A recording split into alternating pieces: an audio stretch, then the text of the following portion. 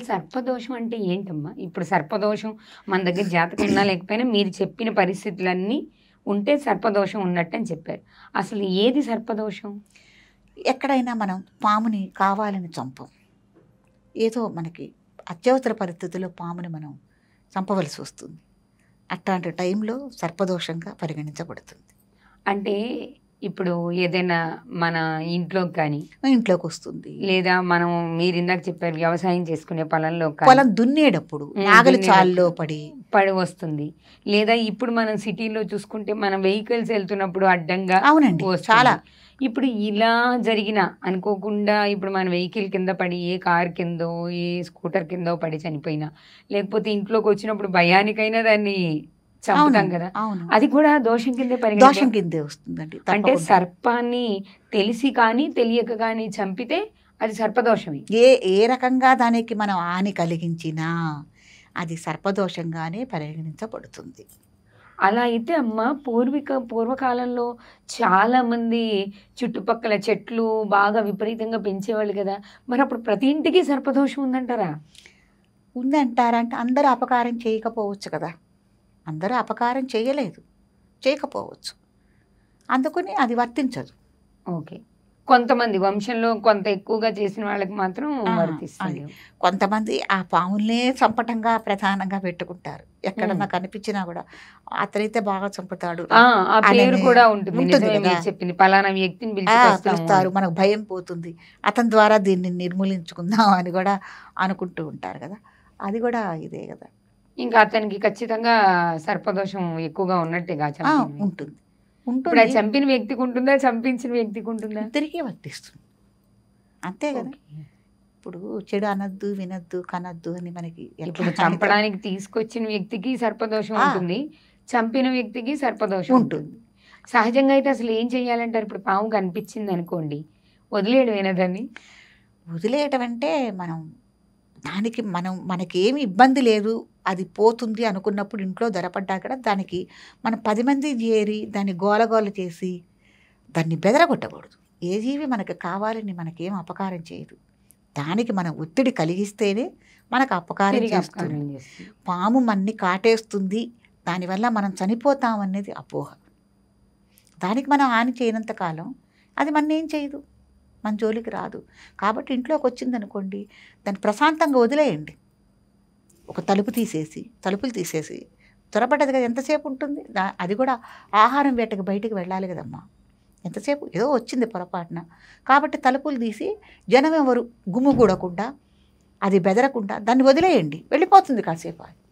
అలా వదిలేస్తే ఖచ్చితంగా మనిషికి ఏం హాని చేయదంట? ఏం చేయదమ్మా, ఏమీ చేయదు, ఏమీ రాదు దానికి. ఒకవేళ అలాంటి భయం కనుక ఉన్నట్టయితే సుబ్రహ్మణ్యేశ్వర స్వామికి దండం పెట్టుకోండి, నాగేంద్రుడికి దండం పెట్టుకోండి, వెళ్ళిపోతుంది మన జోలికి రాకుండా అది వెళ్ళిపోతుంది. ఇప్పుడు సర్పదోషం అంటే ఏంటో చెప్పారు. మన దగ్గర జాతకం లేకపోయినా పరిస్థితులను బట్టి సర్పదోషం ఉంది అనేది మనం నిర్ధారించుకోవచ్చు, జాతకం ఉన్నవాళ్ళు కూడా నిర్ధారించుకోవచ్చు. మరి ఇప్పుడు సర్పదోషం ఉంది అని తెలిసిందనుకోండి, ఇప్పుడు దానికి పరిహారం ఏంటి? మీరన్న సమస్యల్లో ఒకవేళ సంతానం లేదండి, సర్పదోషం కారణంగా మాకు సంతానం కలగట్లేదని చెప్పారు, మరి ఏ పరిహారం చేస్తే వీళ్ళకి ఆ సర్పదోషం పోయి సంతానం కలుగుతుంది? నాగప్రతిష్ఠా కార్యక్రమం ధర్మాచరణగా మనకి ఇప్పుడు మీరు నేను అనుకుని ఏదో ఈ దోష నివారణ కోసం ఇప్పుడు అనుకుని చేసే కార్యక్రమం మటుకు కాదు. కొన్ని వందల సంవత్సరాల నుంచి ఋషులు, జ్యోతిష్య పండితులు, పెద్దవాళ్ళు, పౌరోహితులు వీళ్ళందరూ ఈ ధర్మాచరణ అనేది మనకి పెట్టారు. నాగప్రతిష్ఠా కార్యక్రమం చేసుకుంటే ఈ సర్పదోషాలన్నీ నివారణ అవుతాయి, సంతానం పొందుతారు, పాడి పంట బాగుంటుంది, ఇతరత్ర కుజదోషం, కాలసర్పదోషాలు, మాతృకా దోషాలన్నీ కూడా పోతాయి. మళ్ళీ ఆ జాతకం చూస్తే ముందు జనరేషన్కి ఇవన్నీ జాతకంలో కనపడవు. ఈ నాగప్రతిష్ఠా కార్యక్రమం చేసుకుంటే తర్వాత పుట్టే వాళ్ళకి ఆ జాతక పరిశీలన చేస్తే దాంట్లో సర్పదోషం కనపడదు. ఓహో, ఇప్పుడు ముందున్న వాళ్ళు కనుక నాగప్రతిష్ఠ చేస్తే తర్వాత జనరేషన్లో వాళ్ళ జాతకంలో సర్పదోషం కనిపించదు, అది చెప్తుంది. జ్యోతిష్య పండితుల్ని చాలామంది అడిగిన వాళ్ళు ఉన్నారు, మాకు ఎలా అండి అంటే, ఇప్పుడు మీకు నేను చూసాం కాబట్టి రేపు పుట్టే బాబుకో పాపకో మీరు చూపిస్తే దాంట్లో సర్పదోషం ఉండదు, మీరు ఆచరించటం వల్ల, నాగప్రతిష్ఠ చేయటం వల్ల. నాగప్రతిష్ఠ అంటే ఎలా చేయాలమ్మా, ఎక్కడ చేయాలి?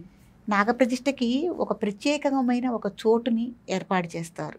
అంటే ఘట్టం వేయటం, దానికి కావాల్సిన పూజకి కావలసిన సాధన సామాగ్రి కానీ విగ్రహం కానీ అన్నీ సమకూర్చి, ఎక్కడైతే దైవత్వం ఉందో ఆ ప్రధాన దేవుడు ఉంటాడు, ఆలయం కానీ ఓ పీఠాలు కానీ ఏమన్నా ఉన్నప్పుడు ఆ స్వామికి నిత్యధూపదీప నైవేద్యాలు జరుగుతున్నాయా లేదా ముందు అది చూసుకోవాలి. చూసుకుని ఆ క్షేత్రానికి ఎంత బలం ఉంది, ఆ క్షేత్ర విశేషం ఏంటి, ఇన్ని రోజుల మించి నాగప్రతిష్ఠా కార్యక్రమాలు అక్కడ ఆచరించిన వాళ్ళకి ఎటువంటి సత్ఫలితాలు ఉన్నాయి, ఎటువంటి సత్ఫలితాలు వాళ్ళు పొందారు, ఇవన్నీ గమనించుకుని మనం నాగప్రతిష్ఠా కార్యక్రమాన్ని చేసుకోవటం అని ఉత్తమోత్తమం.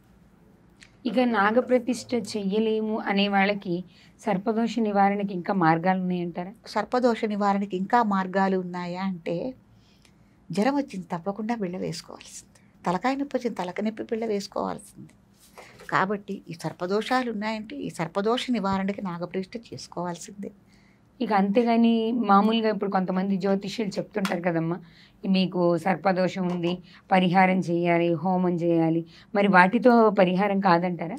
ఈ నాగప్రతిష్ఠా కార్యక్రమంలోనే అన్నీ ఇమిడి ఉంటాయి. మండపారాధన, హోమ కార్యక్రమాలు, అభిషేకాలు అన్నీ దీంట్లోనే కలిసి వస్తాయి. అంటే ఈ ప్రతిష్ఠ చేయకుండా కేవలం హోమం మాత్రమే చేయించే వాళ్ళు ఉన్నారు, మరి దాని ఫలితం ఏంటి? ఇప్పుడు కొంతమంది జ్యోతిష్యులు అదే చెప్తున్నారు, మీరు చెప్పిన నాగప్రతిష్ఠ చెప్పని జ్యోతిష్యులు కూడా ఉన్నారు. మీ జాతకం చూసి మీకు సర్పదోషం ఉందండి, మీ ఇంట్లో పరిస్థితులు బాగలేదు, మా ఇంట్లో పరిస్థితులు బాగలేదనే కదా వాళ్ళు వెళ్తారు. అవునవును. వెళ్ళినప్పుడు మీకు సర్పదోషం ఉంది, నాగదోషం ఉంది, పలానా హోమం చెయ్యాలి, మేము జరిపిస్తాము, పూజ ఉంది చేయిస్తామని చెప్తున్నారు. మీ ఈ పూజా కార్యక్రమంలో ఆ జ్యోతిష్య పండితులు చెప్పిన పూజా కార్యక్రమంలో ఎక్కడ ఇది నాగప్రతిష్ఠ అనేది కనిపించలేదు. మరి ఆ ప్రతిష్ఠ చెయ్యకుండా మిగతా తంతు అంతా చేసినప్పుడు, మిగతా కార్యక్రమం అంతా చేసినప్పుడు ఈ దోషం పరిహారం అవుతుందా? పావలా వంతు కావచ్చు. పరిపూర్ణం కావాలంటే పెద్దలు చెప్పారు కదా, పరిపూర్ణం కావాలంటే జంటనాగుల విగ్రహం చేయవలసింది. విగ్రహాలు తీసుకొచ్చి ప్రతిష్ఠ చేయించాలి. అవును. అంటే ఇన్ని అడుగులు ఉండాలి అని ఏమన్నా లెక్క ఉంటుందమ్మా? ఏమీ లేదండి, మొయ్యగలగాలి ముందు మనం. అడుగు విగ్రహం అయితే సరిపోతుంది, మోసే అంత బరువు ఉండాలి. ఒక్కొక్కసారి ఒక్కొక్క జ్యోతిష పండితుడు ఏం చేస్తారంటే, మీరు 5 తలలు చేసుకోండి, 7 తలలు చేసుకోండి, లేకపోతే 3 తలలు చేసుకోండి, ఎదురెదురు నాగాలు చేసుకోండి అని చెప్తూ ఉంటారు. ఎన్ని తలలు పెట్టినా ఏ విగ్రహం పెట్టినా క్రతువు, కార్యక్రమం, సంకల్పం ఒకటి, చేసే విధానం ఒకటే, సంకల్పం ఒకటే, క్రతువు ఒకటే. కాకపోతే నాగప్రతిష్ఠా సంకల్పం మహాసంకల్పం అంటారు. అది మనకి పెద్దల నుంచి వచ్చిన సంకల్పం, వ్యక్తిగత సంకల్పం. వీళ్ళు వివాహం కోసమా, సంతానం కోసమా, దేనికోసం చేసుకుంటున్నారని వ్యక్తిగత సంకల్పం. సంకల్పం ఒకటే మారుతుంది, వ్యక్తిగత సంకల్పం ఒకటే మారుతుంది.